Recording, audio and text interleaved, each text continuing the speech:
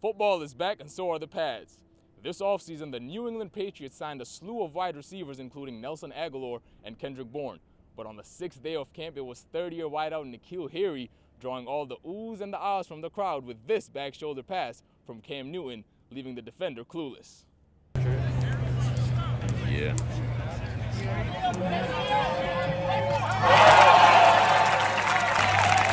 Well, day 8 of Patriots training camp saw Cam Newton struggle a little bit out there today as he threw 2 picks, while rookie quarterback Mac Jones gained some ground on the vet, going 17 of 23 and finding Gunnar Olszewski on a pretty ball going down the route for 40 yards. In other news, Christian Barmore, the Patriots' second-round rookie, was available for practice today after leaving yesterday with a foot injury.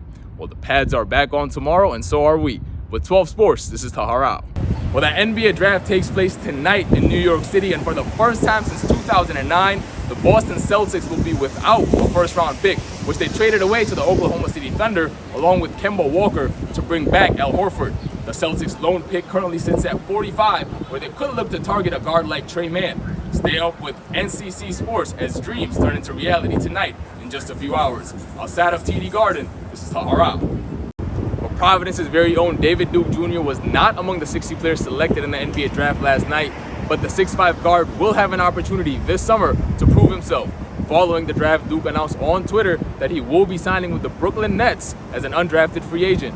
Quick fact about Duke, his parents escaped a civil war in Liberia. Now, if Duke does decide to join Brooklyn's Summer League squad, you can catch him in action on Monday, August 9th against Memphis. With 12 Sports, this is Taha Rao. Football is here. Well, spring football is at least, and for the Syracuse Orange, it was their first day of spring ball today. Following practice, head coach Dino Babers addressed changes in the depth chart, with the biggest concerns coming in at the quarterback position. Now, with 6 guys competing for the same spot, it's going to be a tough decision for the Orange come fall time. Right now, the top 2 guys are returners Tommy DeVito and transfer quarterback Garrett Schrader. As Syracuse's roster takes shape come fall time, we will keep you up to date. With NCC News, this is Taha Rao outside of the Carrier Dome. The Syracuse women's basketball team currently stands with just 5 players on its roster after a total of 10 have decided to seek a transfer. Starters Kiara Lewis and Digna Stroutmana are amongst the athletes leaving, and 6th Player of the Year Emily Anxler has also decided to part ways with the Orange. Now, interestingly enough, Anxler will be staying within the Atlantic Coast Conference as she will be joining the Louisville Cardinals. Now, such a high turnover rate is not the norm, especially for a team who's been to 8 consecutive NCAA tournaments. Now, this roster will look completely different next season as Coach Quinn Hillsman is bringing in one of the top 15 classes in the nation, which include Latasha Lattimore and Cheyenne Day Wilson. As the Syracuse women's roster shapes up, we will keep you up to date on NCC Sports. This is Taha Rao outside of the Carmelo K. Anthony Center. Back to you guys. Basketball, tennis, softball, and soccer. Come on, Sid. Oh my.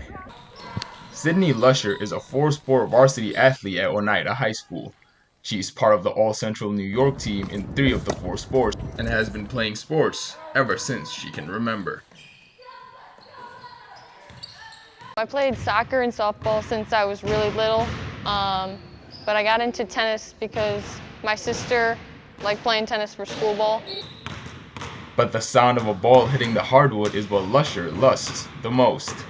I love handling the ball, getting people open shots, moving the ball fast, getting up and down on fast breaks, just everything. The 5'10" point guard watches and learns from the best. She tries to emulate some of her favorite players like Luka Doncic and LaMelo Ball, and a little bit of Steph Curry too. Lusher's favorite part of the game is getting her teammates involved and watch them flourish. But there is a part of Lusher's game that her coaches believe can take a big leap.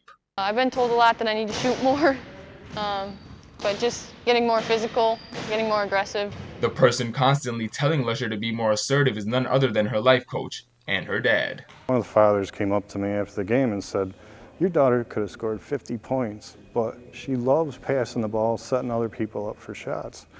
I think she gets more kick out of that than scoring." For Lusher, it's never been about the numbers. It may be hard to fathom, but as the final whistle blows, Lusher is already thinking about the next game. I'm just working on it a little bit in each practice and getting more confident with it, and then trying it in practice, and then putting it in the game. And with practice comes coaching. Lusher said her dad is the best coach she has had, and without his guidance, she would not be where she is today. He pushed me really hard to get in the gym, and when I don't feel like coming, he pushes me. He knows I want to get better. As Lusher puts the finishing touches on her athletic career at Oneida, she is ready for the next chapter in her life. When did you commit and where are you going? I'm going to Lemoyne. I committed in August. I just really love the school and the coaches, and the team plays a team game. They love to pass the ball and move it. And for Dad Tim, well, he just hopes his daughter can keep getting stronger at the next level. I think she could do well, but hopefully the strength doesn't hold her back. For that, little brother Ryan is there to help. Good luck, buddy. With NCC News, this is Taha Rao.